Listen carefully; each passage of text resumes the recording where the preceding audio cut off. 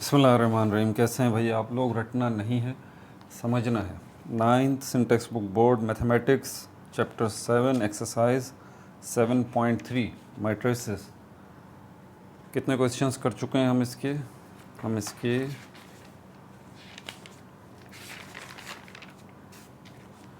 Starting के 10 questions कर चुके हैं। पेज नंबर 174 खोल लें तो आपको ये एक्सरसाइज नज़र आ जाएगी। कॉपी पेंसिल ले लीजिए, लेक्चर को नोट करना है और मुस्कुराते रहना। अब चलते हैं क्वेश्चन नंबर 11 की तरफ। ये समझना ज़रूरी है आपको, ऐसे तो समझने का ही ज़्यादा काम है हमारा, और ये पार्ट 10 हो गया अब इसका। जिन्होंने पिछले पार्ट्स नहीं देखे हैं वो लाजमी देख लें, नहीं तो फिर परेशान होंगे कि ये सर क्या बोल रहे हैं। क्वेश्चन नंबर 11, इसकी तफसील बता दूं पहले आप लोगों को। इस किस्म के जो क्वेश्चन होते हैं, मेरा मशवरा है आप लोगों को, बड़े अच्छे कमेंट्स मिल रहे हैं बच्चों की तरफ से, खुशी भी होती है देख के। बहरहाल ये ख़ास तौर पे शाहज़ेब बच्चा है, वो बड़ा एक ख़ास एप्रिशिएटेड सर, वो मुझे बड़ा अच्छा लगता है। थैंक यू शाहज़ेब, आपका शुक्रिया। अब यहाँ पर इस किस्म के जो क्वेश्चंस हैं, इसमें बहुत ज़्यादा डिटेल लिखी हुई है, आप इसको ज़रा पढ़ के तफसील समझा करें इसको। मैथमेटिक्स में हम सिर्फ उस पर नहीं चलते कि चलो भाई क्वेश्चन मिल गया सॉल्व कर दिया। बहुत सारी जगहें ऐसी हैं जहाँ आप उसको समझें। जैसे कि अब ये मैं पढ़ के सुनाता हूँ, इसका पूरा हुदूद अरबा आप समझें, इसमें बात क्या की गई है। वो बता रहे हैं एक स्टूडेंट है, उसने प्लान किया है क्या वो 5 बुक्स ख़रीदेगा और 4 CDs ख़रीदेगा। तो पहले इसका डेटा बना लिया करें आप, ये डेटा बनाने की हैबिट डालें। बुक्स वो ख़रीदना चाहता है कितनी, 5, और CDs जो है वो ख़रीदना चाहता है 4 CDs। अब तो खैर CDs का भी ज़माना चला गया। The books are selling off ₹50 पर बुक। बुक का जो है वो कितना है, ₹50 पर बुक। एक बुक जो है वो 50 रुपये की बिक रही है, और CD जो पड़ रही है वो 30 रुपीज़ की पड़ रही है। 30 रुपीज़ पर CD ये मिल रहा है। अच्छा, अब ये तो डिटेल हो गई। अब वो हमसे चाहता क्या है, अब ये तफसीलात बताने के बाद वो कुछ बोलेगा भी तो ना भाई, अब इसका करना क्या है। बोल रहा है ए में, बोल रहा है एक्सप्रेस द, ए लिख देते हैं पहले। बोल रहा है express the number of books and CDs as row matrix. Express का मतलब है सिर्फ लिखना। एक्सप्रेस का क्या मतलब है, लिखना। आप लिख दीजिए CDs और जो बुक्स हैं उनकी जो तादाद है उनको मैट्रिक्स की शक्ल में लिख दीजिए। और कौन सा मैट्रिक्स, उसने बोला रो मैट्रिक्स, तो ये लिख देते हैं। ये ले,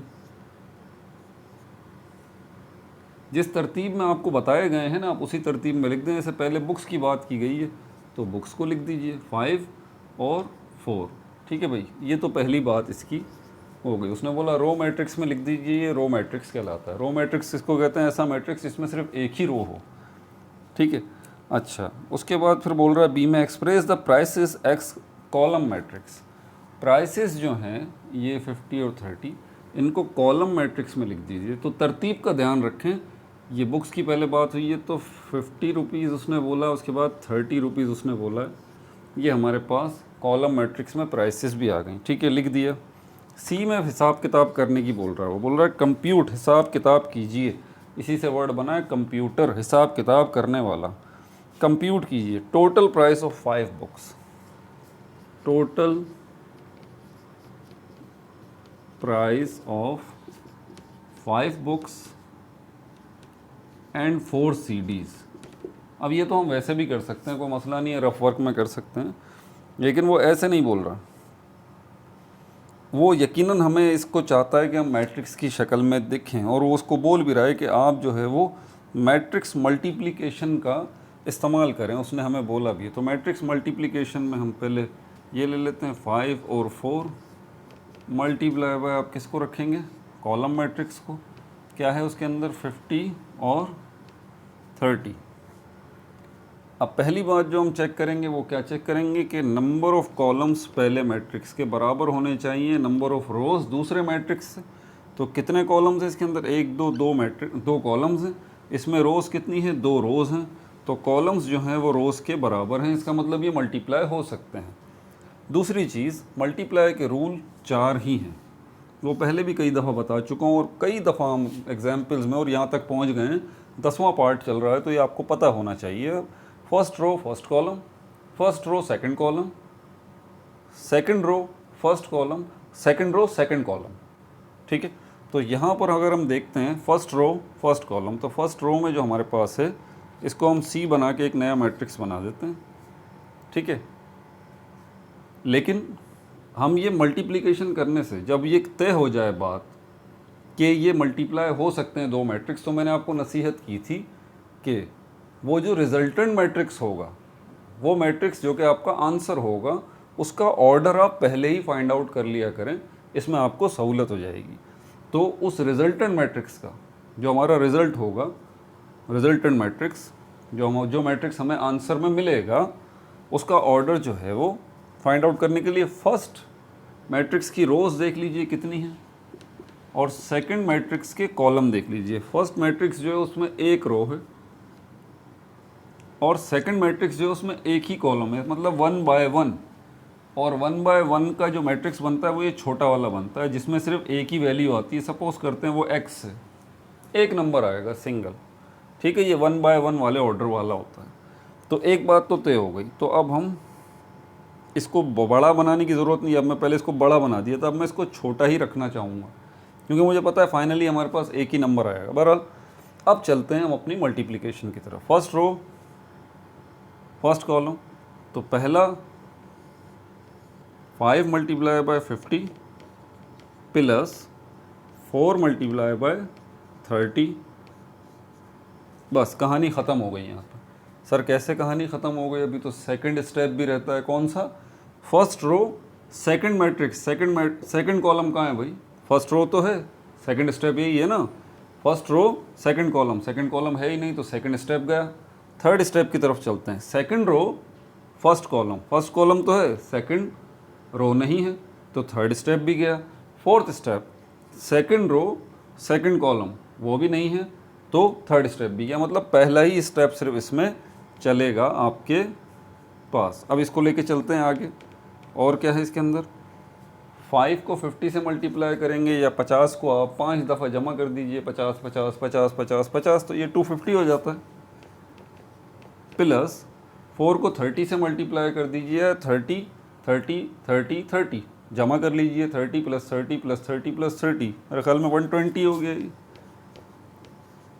अब इसको जमा कर दीजिए आप, आपके पास C जो है वो आ जाएगा 250, ये 300 और 370, ये आ गया आपके पास आंसर चेक भी कर लीजिए।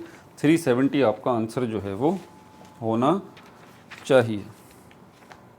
ठीक है भाई, ये 7.3 का क्वेश्चन नंबर 11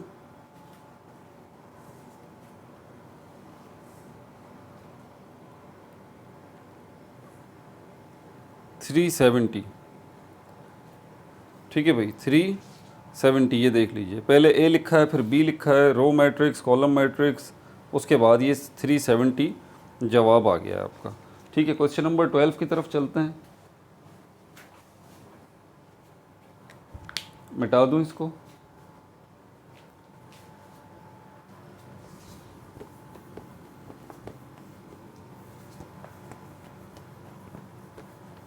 क्वेश्चन नंबर 12, ये नॉर्मली सेक्शन सी के क्वेश्चन हैं, ये मैं आपको बता दूं पहले। सेक्शन सी के क्वेश्चन हैं आपके बोर्ड के पेपर के, सेक्शन सी के। क्वेश्चन नंबर 12 क्या कह रहा है इसके अंदर? क्वेश्चन नंबर 12 कह रहा है, एक कंपनी है, ये भी इसी तरह का है। एक कंपनी है, वो 2 तरह की सॉफ्ट ड्रिंक्स जो है वो बनाती है। सेल्स जो है उनकी फरवरी और मार्च में वो ये है, क्या है? टेबल उन्होंने दिया हुआ है। फरवरी में जो है वो टाइप 1 जो उनका सॉफ्ट ड्रिंक है, उसकी सेल 4 है। ये 4 का मतलब 4 बॉटल्स नहीं, बल्कि नीचे उन्होंने क्लियर किया हुआ है 4 का मतलब 1000, 1 मतलब 1000, 2 मतलब 2000, 3 मतलब 3000, 4 मतलब 4000। ठीक है, तो हर नंबर जो है वो 1000 को रिप्रेजेंट कर रहा है। तो यहाँ 4 लिखा हुआ, तो इसका मतलब 4000 जो है वो सॉफ्ट ड्रिंक्स की बोतल्स इनकी सेल हुई हैं फरवरी में। और मार्च में जो है टाइप 1 वाली, ठीक है, और मार्च में टाइप 1 वाली जो सॉफ्ट ड्रिंक्स की बोतल सेल हुई हैं वो 4500 हुई हैं, क्योंकि 4.5 लिखा हुआ है।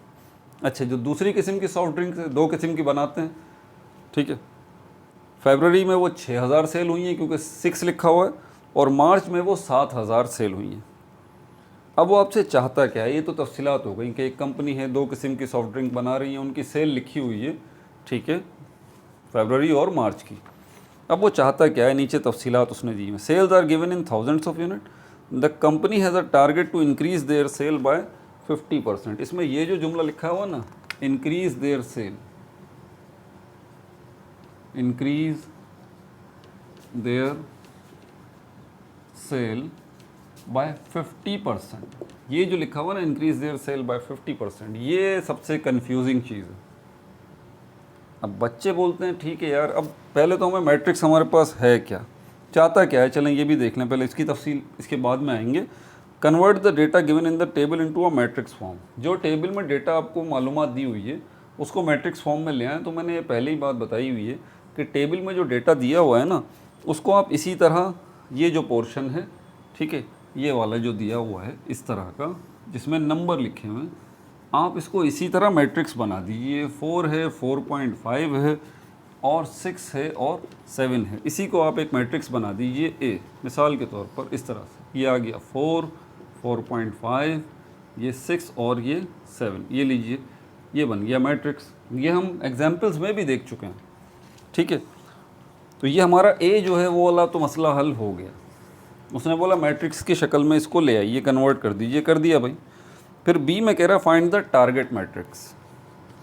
टारगेट उसने नहीं कहा, उसने कहा टारगेट मैट्रिक्स जो है वो फाइंड आउट कीजिए। कैसा टारगेट मैट्रिक्स? ऐसा मैट्रिक्स जो है वो बताइए जो कि क्या बताया आपको, वो सेल बताए जो कि 50% इंक्रीज होने पे आएगी। दोबारा सुन लीजिए, ऐसा मैट्रिक्स जो कि आपको वो सेल बताए जो कि 50% इंक्रीज होने पे आए। मतलब ये कि ये जो सेल है 50% इंक्रीज होने पे अब सेल क्या होगी, ये तो हमारे पास फरवरी और मार्च के अंदर दोनों सॉफ्ट ड्रिंक्स का लिखा हुआ है कि फरवरी में इतनी हुई टाइप 1 और टाइप 2, और मार्च में इतनी हुई टाइप 1 और टाइप 2। बोल रहा है अगर 50% इंक्रीज़ हो जाता है, 50% इंक्रीज़ हो जाता है तो मैट्रिक्स की शक्ल कैसी होगी यहाँ पर? क्या तब भी यही यूनिट्स लिखे होंगे? जाहिर सी बात है ये तो नहीं लिखे होंगे, नई क्वांटिटी हमें मिलेगी क्योंकि सेल बढ़ जाएगी। सेल बढ़ने के बाद हो सकता है यहाँ 5 आ जाए, 6 आ जाए, 7 आ जाए, ये नंबर्स नहीं मिलेंगे, इनसे बड़े नंबर्स ही हमें मिलेंगे। और वही नंबर्स हमें इस तरह से मैट्रिक्स की शक्ल में लिखने हैं। सपोज़ करें ये हमारा टारगेट मैट्रिक्स है, इसको हम बी कह देते हैं। अब ये जो आएगा तो इसमें आएगा क्या? अब इसको समझने के लिए ज़रा आप इसको ज़रा समझ लें। ये लिखा हुआ है इंक्रीज़ इन सेल बाय 50%। इसको नॉर्मली हम कह सकते हैं इंक्रीज़ इन परसेंटेज। परसेंटेज के हवाले से 3 चीज़ें ज़रा याद रख लें। बच्चे बड़े धोखा खा लेते हैं। परसेंटेज में आपको सिखा नहीं रहा, ना यहाँ पे सिखाऊंगा अभी, ठीक है, ये एक अलग टॉपिक है। आपसे कहा जाता है इस चीज़ का परसेंटेज बताइए। मिसाल के तौर पर आपके मार्क्स आए हैं 1100 में से 800 मार्क्स आए हैं, तो आपकी परसेंटेज कितनी आई? आपसे सीधा सीधा ये पूछा जा रहा है कि आपकी परसेंटेज कितनी आई। व्हाट इज़ योर परसेंटेज, ये एक अलग सवाल है। What is increase in your percentage, आपकी परसेंटेज में कितनी बढ़ोतरी हुई, आपकी परसेंटेज कितनी बढ़ गई, ये दूसरा सवाल है। और तीसरा सवाल, आपकी परसेंटेज में कितनी कमी हुई, डिक्रीज़ इन परसेंटेज, ये तीसरा सवाल। Increase in percentage, decrease in percentage, और सिर्फ नॉर्मली परसेंटेज। आप 9th में आपकी परसेंटेज ये बनी, मैट्रिक में है ये परसेंटेज बनी। कोई आपसे पूछे कि आपकी कितना परसेंट इंक्रीज़ हुआ, तो ये बताने के लिए आप वो फार्मूला नहीं लगाएंगे जो कि आपने 9th में लगाया था अपनी परसेंटेज फाइंड आउट करने के लिए, और जो आपने मैट्रिक में लगाया था अपनी परसेंटेज फाइंड आउट करने के लिए। वो फार्मूला नहीं लगेगा, एक दूसरा फार्मूला लगेगा जो कि इंक्रीज़ इन परसेंटेज या डिक्रीज़ इन परसेंटेज का फार्मूला होता है। वो मैं आपको अभी नहीं सिखा रहा, सिर्फ मैं आपको एक ओवरव्यू दे रहा हूँ यहाँ पर अभी कि वो फार्मूला यूज़ होगा। बच्चे नॉर्मली समझेंगे, बोलेंगे यार 50% इसका, इस पर 50% लगा दो, मसला हल हो गया, बस 50% पता लग जाएगा। नहीं भाई, ऐसे नहीं, ज़रा ध्यान लगाएं कि वो परसेंटेज पूछ रहा है या इंक्रीज़ इन परसेंटेज पूछ रहा है या डिक्रीज़ इन परसेंटेज पूछ रहा है या चेंज इन परसेंटेज पूछ रहा है। इंक्रीज़ होना या डिक्रीज़ होना ये भी तो चेंज को रिप्रेजेंट करता है ना, बात तो एक ही है। तो ये दोनों वर्ड इंक्रीज़ और डिक्रीज़ ये चेंज इन परसेंटेज को रिप्रेजेंट करते हैं और इसका फॉर्मूला अलग है जो कि फ़िलहाल हमारा मौजू नहीं है। उसने हमें आगे हिंट भी दी है, बोला है मल्टीप्लाई कर दीजिए हर एंट्री को 1.5 से, और हम यही करने जा रहे हैं। Very simple. बोला आप अगर 1.5 से मल्टीप्लाई कर देंगे सारी एंट्री को तो क्या होगा, उसके बाद आपके पास जो न्यू सेल आएगी वो 50% चेंज इन परसेंटेज आएगी। मैं 50% नहीं बोल रहा, मैं 50% चेंज इन परसेंटेज बोल रहा हूँ। समझ में आ गई बात? तो ये करने के लिए अब हमें क्या चाहिए, हम जो है यहाँ पर ये मैट्रिक्स इसी को लेंगे, ये ओरिजिनल मैट्रिक्स ही आएगा।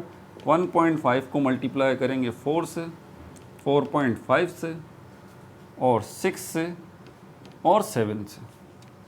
समझ में आ गई बात आपको? कैलकुलेटर का यूज़ मैं तकरीबन नहीं करता, कभी कभी बहुत ज़्यादा ज़रूरत जब पड़ जाती है तो कैलकुलेटर का यूज़ कर भी लेता हूँ। बहरहाल अब यहाँ पर क्या करेंगे, इसके लिए रफ वर्क करना पड़ेगा। यहाँ पर मैं बी लिख देता हूँ, जैसे आप लोगों को टीचर्स नोट्स में कराएं वैसे आप कर लें, ठीक है, कोई इशू नहीं है। 6 मल्टीप्लाई बाय 1.5 और 7 मल्टीप्लाई बाय 1.5। पॉइंट को ख़त्म करने के लिए मैंने बताया था आपको, ये 1.5 है तो ये पॉइंट आप रिमूव करेंगे तो क्या होगा, ये 15 और अपॉन 10 हो जाएगा। और उसके बाद 5 का टेबल पढ़ें, 5 2 ज़ा 10, 5 3 ज़ा 15, ये हो जाएगा 3/2। तो यहाँ पर हम देखें तो b की शक्ल कुछ ऐसी बन जाएगी, 4 मल्टीप्लाई बाय 3/2। इसी तरह 4.5 है, ये भी डेसिमल है, ये भी डेसिमल है, दोनों को फ्रैक्शन में ले आएँ। 4.5 जो है पॉइंट रिमूव करने के बाद क्या हो जाएगा, 45/10, फिर 5 का टेबल लग रहा है, 5 2 ज़ा 10, 5 9 ज़ा 45, तो ये 9/2 हो जाएगा। तो ये हो गया 9/2 मल्टीप्लाई बाय 1.5 को तो हम निकाल ही चुके हैं, 3/2। उसके बाद 6 मल्टीप्लाई बाय क्या है 3/2 और 7 मल्टीप्लाई बाय 3/2। ठीक है, अब आगे चलते हैं।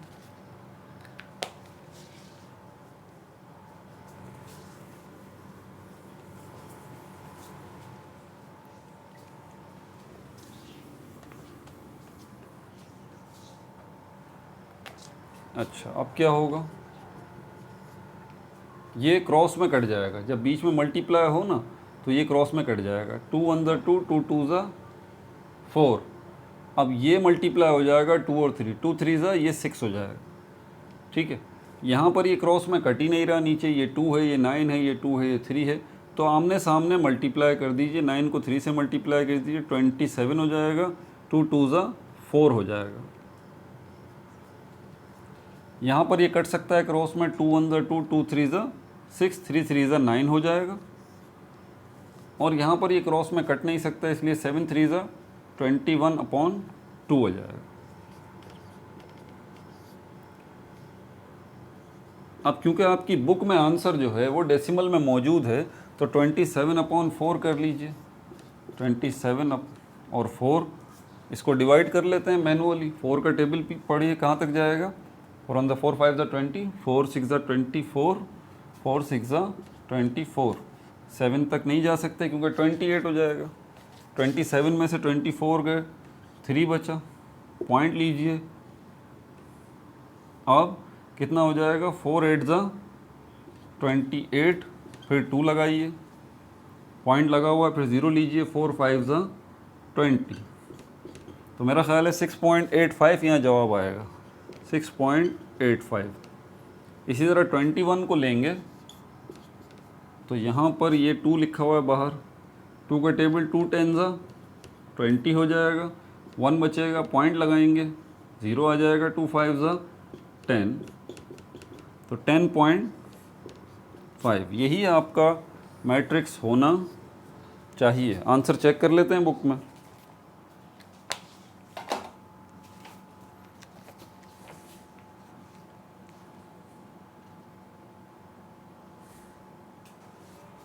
सिक्स 6.75 आ रहा है यहाँ बुक में, और यहाँ पर 6.85 आ रहा है। मेरे ख्याल में मुझसे कुछ मिस्टेक हो गई है, अभी देख लेते हैं। उसके बाद 9 आ रहा है और 10.3, मतलब 6 9 10.5 ये तो सही है, 6.85 नहीं है ये। तो मैं यहाँ देखूँ ज़रा क्या मिस्टेक हुई है। 9 3 ज़ा 27, 2 2 ज़ा 4, 27 को अंदर रखा, 4 को बाहर रखा, 4 हाँ 6 4 ज़ा 24 या 4 6 ज़ा 24, 3 बचेंगे, पॉइंट लगाया, 0 आ गया, 8 6.85 ही आ रहा है भाई, कहाँ गड़बड़ हो रही है। टाइम नहीं है हमारे पास, 6.75 बुक में जवाब आ रहा है। अब ज़रा चेक कर लूँ मैं, 1 मिनट मुझे दीजिए। हमारे पास एक सलूशन और भी मौजूद है, शायद वहाँ से मसला हल हो जाए।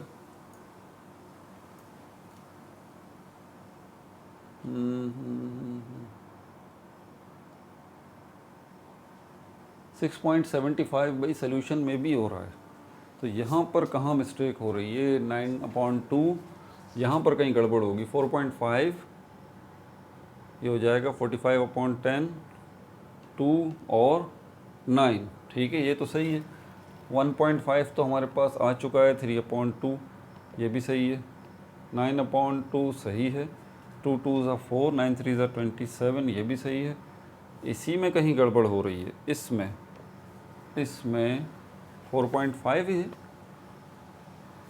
4.5। चलें भाई देख लीजिएगा ये कहाँ मिस्टेक हो रही है इसके अंदर। बहरहाल 6.85 नहीं है, 6.75 मेरे पास जवाब आ रहा है, 6.75। 6 5 ज़ा 20, 4 5 ज़ा 20, 4 6 ज़ा 24, 4 7 ज़ा 28। अरे हाँ भाई ये रहा ना, यहाँ मिस्टेक हो गई, पकड़ी गई। 4 7 ज़ा 28, ठीक है भाई, मैं पहले ही बता चुका हूँ। देखें वीडियो वगैरह एडिट जो नॉर्मली यूट्यूब्स करते हैं, आराम से अपनी वीडियो बना के उसको अच्छे से एडिट करते हैं, कई मिस्टेक्स होती हैं उनको रिमूव आउट करते हैं, वो मैं नहीं कर सकता, इतना वक्त नहीं होता, ठीक है भाई। इसकी अब क्वेश्चन नंबर 13 की तरफ चलते हैं। बुक के मुताबिक आपका आंसर आ चुका है,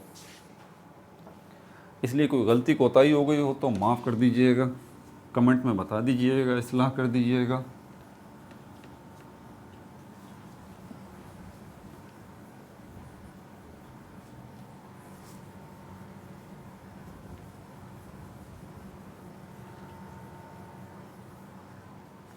पार्ट 11 तक जाएगा बस, ये पार्ट 11 में इंशाल्लाह हम ये क्वेश्चन नंबर 14 का 13 की तरफ चलते हैं। क्वेश्चन नंबर 13 अब यहाँ पर बता रहा है सेल्स है, यूनिट ग्रॉस प्रॉफिट है और यूनिट टैक्सेस हैं। 3 चीज़ों का जिक्र किया है उसने। सेल्स है, यूनिट ग्रॉस प्रॉफिट है, यूनिट ग्रॉस प्रॉफिट है और यूनिट टैक्सेस है, यूनिट टैक्सेस। 3 चीज़ों की तफसील उसने बताई है। बोला कि एक बड़ी कॉरपोरेशन है, उसकी 3 चीज़ें आपको दी जा रही हैं 2 टेबल्स में। पहला टेबल जो बना हुआ है यहाँ पर, ठीक है, ये वाला, इसके अंदर हमारे पास मंथ और सेल लिखा हुआ है, मंथ और सेल। इसमें लिखा हुआ है जून और इसमें लिखा हुआ है दिसंबर। और ये प्रोडक्ट 1 है, प्रोडक्ट 1 है, ये प्रोडक्ट 2 है। प्रोडक्ट 1 की जो जून में सेल हुई है वो 4000 हुई है, दिसंबर में 6000 हुई है। 4 मतलब 4000 और प्रोडक्ट 2 की 2000 हुई है और 1000 हुई है। ठीक है, जून में प्रोडक्ट 1 की 4000 सेल हुई है और प्रोडक्ट 2 की 2000 सेल हुई है, और दिसंबर में प्रोडक्ट 1 की 6000 सेल हुई है और प्रोडक्ट 2 की 1000 सेल हुई है। ये दूसरा टेबल है, इसको भी देख लीजिए ज़रा। अगर बच्चों के पास बुक नहीं है तो मैं ये साथ साथ बना रहा हूँ। 3 चीज़ें थी हमारे पास, सेल्स की बात हो गई इस वाले टेबल में, अब प्रॉफिट की बात होगी और टैक्सेस की बात होगी।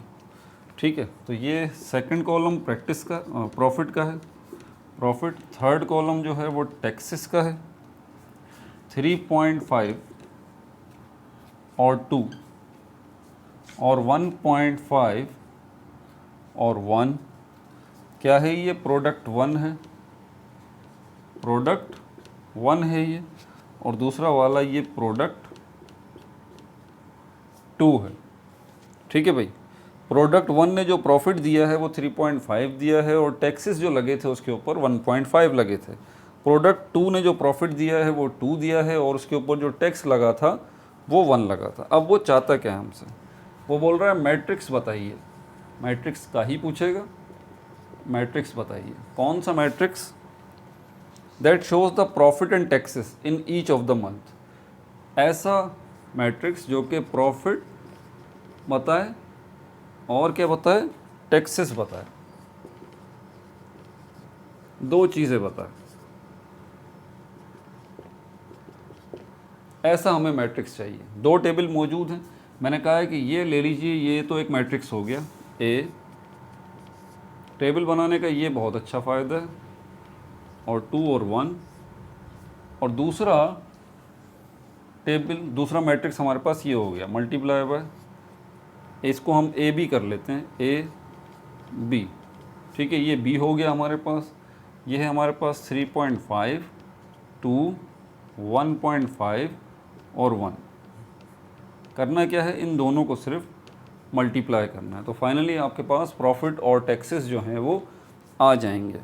तो मल्टीप्लाई करने से पहले चेक कर लें क्या वाकई ये मल्टीप्लाई के काबिल हैं।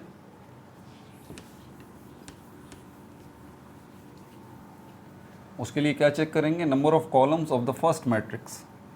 फर्स्ट मैट्रिक्स में कॉलम्स की तादाद, ये दोनों जो हैं असल में स्क्वायर मैट्रिक्स हैं। अगर सेम मैट्रिक्स हो ना, मतलब ये भी कॉलम मैट्रिक्स है, ये भी कॉलम मैट्रिक्स है, ये भी रो मैट्रिक्स है, ये भी रो मैट्रिक्स है, ठीक है, ये स्क्वायर मैट्रिक्स है, ये स्क्वायर मैट्रिक्स है, तो फिर टेंशन नहीं है, आप 100% वो एक दूसरे से मल्टीप्लाई होंगे। उनका ऑर्डर जो है वो नंबर ऑफ़ कॉलम्स जो है नंबर ऑफ़ रोज़ के बराबर 100% होंगे। ठीक है भाई। फिर दूसरी चीज़, जब कंफर्म हो जाए कि दोनों मल्टीप्लाई हो सकते हैं तो हमें रिजल्टेंट मैट्रिक्स का ऑर्डर फाइंड आउट करना है। इसमें रोज़ कितनी हैं, 2, इसमें कॉलम्स कितने हैं, 2, तो 2/2 जो है वो ऑर्डर होगा आपके रिजल्टेंट मैट्रिक्स का, और 2/2 आपको याद होना चाहिए ये वाला होता है। ये जो है स्क्वायर मैट्रिक्स, ये भी स्क्वायर मैट्रिक्स है, इनका ऑर्डर भी 2/2 है, 2/2। तो स्क्वायर मैट्रिक्स जो है उसका ऑर्डर 2/2 ही होता है, मतलब रिजल्टेंट आपको स्क्वायर मैट्रिक्स ही मिलेगा। अब आगे चलते हैं, कैलकुलेशन कर लें। फर्स्ट रो फर्स्ट कॉलम, तो 4 को मल्टीप्लाई करेंगे 3.5 से, प्लस 2 को मल्टीप्लाई करेंगे 2 से। फिर फर्स्ट रो सेकंड कॉलम की तरफ चलते हैं, 4 को मल्टीप्लाई करेंगे 1.5 से, प्लस 2 को मल्टीप्लाई करेंगे 1 से। ठीक है भाई, सेकंड रो ले लेते हैं। सेकंड रो फर्स्ट कॉलम, 6 को मल्टीप्लाई करेंगे 3.5 से, प्लस 1 को मल्टीप्लाई करेंगे 2 से। दोबारा सेकंड कॉलम लें, 6 को मल्टीप्लाई करेंगे 1.5 से, और 1 को मल्टीप्लाई करेंगे 1 से। दोबारा हमारे पास जो है वो डेसिमल में आ गया है, तो डेसिमल को फ्रैक्शन में कर लेते हैं। यहाँ रफ वर्क में 3.5, तो ये पॉइंट हटाएंगे तो ये हो जाएगा 35/10। 5 से जा रहा है ये, 5 2 ज़ा 10, 5 7 ज़ा 35, 7/2। 3.5 की जगह पर 7/2 आ जाएगा, यहाँ पर भी 7/2 आ जाएगा। 1.5 को भी पॉइंट अगर रिमूव करते हैं तो ये हो जाएगा 15 और 10 क्या होगा 5 के टेबल से, 5 2 ज़ा 10, 5 3 ज़ा 15, 3/2। 1.5 की जगह पे 3/2 और 3.5 की जगह पे 7/2 लिख लेते हैं, क्रॉस में कट जाएंगे। 4 मल्टीप्लाई बाय 3.5 का क्या निकला है 7/2 प्लस 2 2 ज़ा 4 हो जाएगा। 6 मल्टीप्लाई बाय 3.5 का 7/2 और प्लस 1 2 ज़ा 2।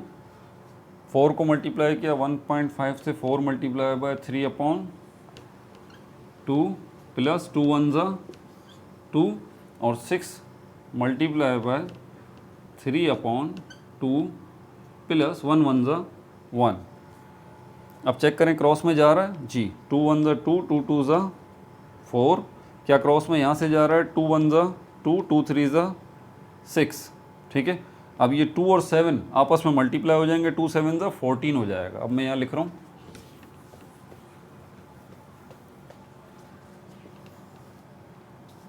ए बी 2 7 ज़ा 14 प्लस 4